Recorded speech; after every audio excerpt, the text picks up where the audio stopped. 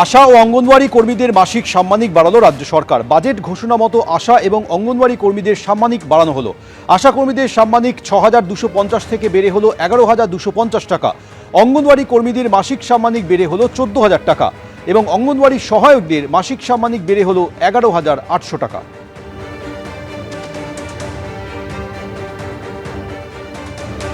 দালালরাজ মুক্ত করতে হবে হাসপাতালগুলিকে, কন্ট্রোল রুম থেকে চলবে নজরদারি। স্বাস্থ্য ভবনে গিয়ে ঘোষণা করলেন মুখ্যমন্ত্রী শুভেন্দু অধিকারী। জানালেন নিউ টাউনে আদানি গ্রুপ তৈরি করছে ২০০০ বেডের আন্তর্জাতিক হাসপাতাল। এই কন্ট্রোল রুমটাকে লাইভ একটা বড় উদ্দেশ্য কিন্তু ব্রোকারদের হাঁটানো। নবান্ন যাওয়ার পথে স্বাস্থ্য ভবনে সারপ্রাইজ ভিজিট। বেরোনোর সময় জানালেন রাজ্যের সরকারি চিকিৎসা ব্যবস্থার খোল নলছে বদলে ফেলার পরিকল্পনার কথা। সরকারি হাসপাতালগুলিকে দালাল রোগের হাত থেকে মুক্ত করতে কড়া বার্তা দিলেন মুখ্যমন্ত্রী।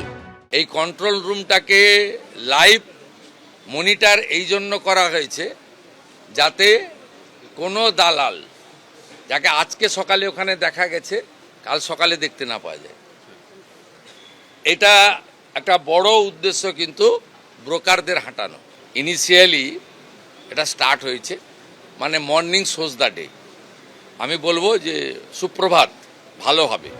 বৃহস্পতিবার সকাল ১১টা নাগাদ হঠাৎ স্বাস্থ্য ভবনে আসেন মুখ্যমন্ত্রী। যান দ্বিতীয় তলার মনিটরিং রুমে, যেখান থেকে মনিটর করা হচ্ছে সরকারি হাসপাতালের পরিষেবা।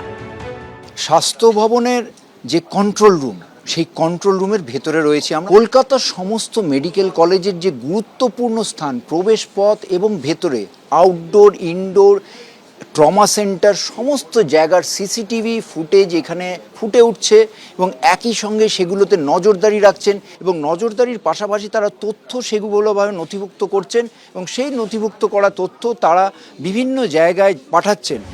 মুখ্যমন্ত্রীর সঙ্গে ছিলেন স্বাস্থ্যমন্ত্রী শারদত্ত মুখোপাধ্যায়, স্বাস্থ্য প্রতিমন্ত্রী সুমনা সরকার। প্রশাসন সূত্রে খবর, চলতি মাসের মধ্যে মহকুমা স্তরের সব সরকারি হাসপাতালকে এই মনিটরিং সিস্টেমের আওতায় আনা হবে।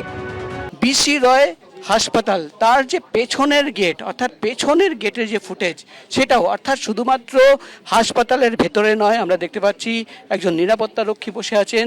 এখানে আমরা দেখতে পাচ্ছি একটা ডিপার্টমেন্টের ছবি, পেশেন্ট ওয়েটিংয়ের এরিয়ার ছবি, অর্থাৎ প্রত্যেকটি কোনার ছবি কিন্তু এই কন্ট্রোল রুম থেকে মনিটর হবে। মুখ্যমন্ত্রী আমাদের ২ সপ্তাহ আগে বলেছিলেন যে কন্ট্রোল রুম তৈরি করা দরকার। ২ সপ্তাহের মধ্যে আমরা কলকাতার প্রায় সবকটি আর জেলার প্রায় ৩-৪টা আমরা এখন অবধি ইনক্লুড করতে পেরেছি। এর সঙ্গে সাব ডিভিশন, মহকুমা অবধি এবং প্রাইভেট হাসপাতাল অবধি যাবে আস্তে আস্তে। পাশাপাশি মুখ্যমন্ত্রী ঘোষণা করেন নিউ টাউনে আদানি গ্রুপ তৈরি করছে ২০০০ বেডের আন্তর্জাতিক মানের হাসপাতাল। আদানি গ্রুপ নিউ টাউনে একটি ২০০০ বেডের ইন্টারন্যাশনাল মানের হসপিটাল তৈরি করছে। আগামী কয়েক মাসের মধ্যে আমরা এই কাজ শুরু করে দিতে পারব। সাধারণ মানুষকে উন্নত মানের চিকিৎসা দেওয়ার পাশাপাশি স্বাস্থ্যকর্মীদের সুরক্ষা দেওয়ার উপরও জোর দেন মুখ্যমন্ত্রী। স্বাস্থ্যকর্মীদের তো সুরক্ষা আমরা দিবই।